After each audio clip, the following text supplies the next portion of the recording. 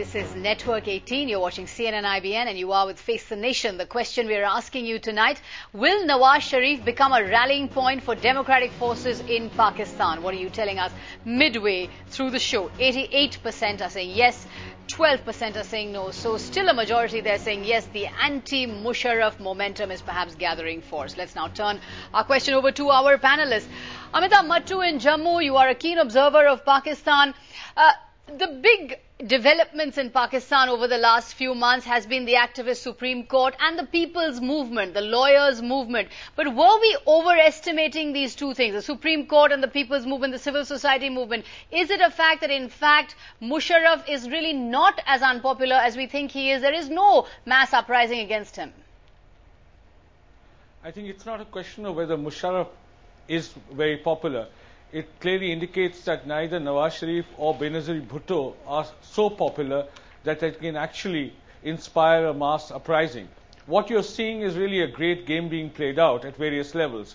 Nawaz Sharif and Benazir Bhutto trying to jockey for the democratic space while working out secret deals with the Lebanese and the Saudis and the international fora, and Benazir trying to work out a deal with Musharraf, and then the judiciary playing the joker in the pack, and the Americans, it's not clear who they're going to support. So within this uncertainty, it's difficult to think of actually a civil unrest which will actually overthrow Musharraf.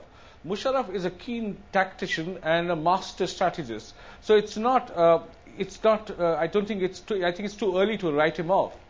In any case, we in India often think in terms of apocalyptic predictions for Pakistan.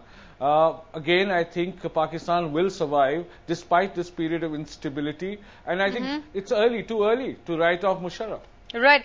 Let's put that to Bilal Rana. He's a lawyer and member of the PML Nawaz, who he is now joining us at this moment from London. Mr. Bilal Rana, Amitabh Mattu there suggesting that your movement is important, but at the same time it's a bit of an elite movement. It really hasn't captured the imagination of the people of Pakistan, and it's too early to write off Musharraf. He's a lawyer, not a member of the party. Well, first of all, I would like to say that there is absolute outrage amongst the lawyer community, both in Pakistan and in Britain. And I think you can cut the cake whichever way you like and whatever analysis you can put forward. But the fact is that in legal perspective, once the Supreme Court has given a clear verdict, a clear ruling, then such a step was a complete and blatant violation of that. And as far as writing Musharraf off is concerned, I mean, what do you do in front of this such blatant despotism and authoritarianism? So, but I think the frustration is building up amongst the people, and we have not seen the climax yet. Okay, the climax is yet to come. If we are calling Musharraf a master tactician,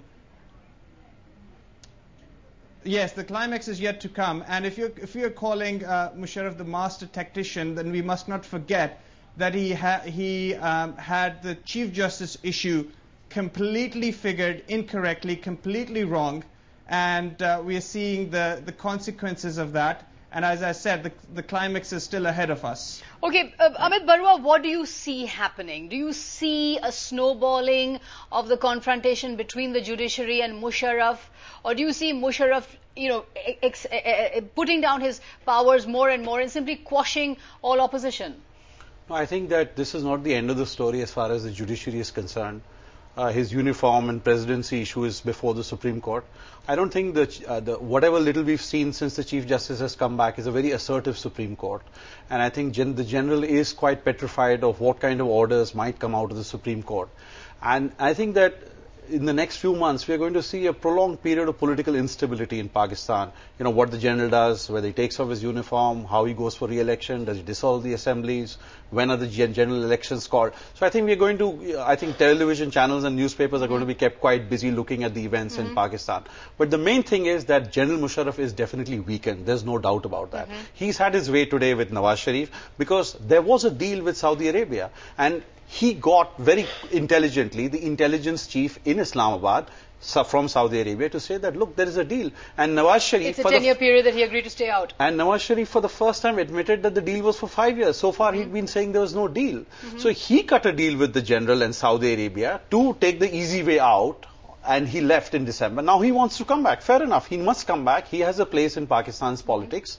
But the fact of the matter is that General Musharraf is not about to allow Nawaz Sharif a free ride. And that's precisely what we saw in the morning today. He's been deported, he's been sent back, and Nawaz Sharif... So Nawaz Sharif, who could have been the challenger to the alliance between Musharraf and Benazir Bhutto, has simply not been allowed to come back and will not be allowed to come back. As of now, that's what it appears, and I think it does leave the ground open for Benazir, you know.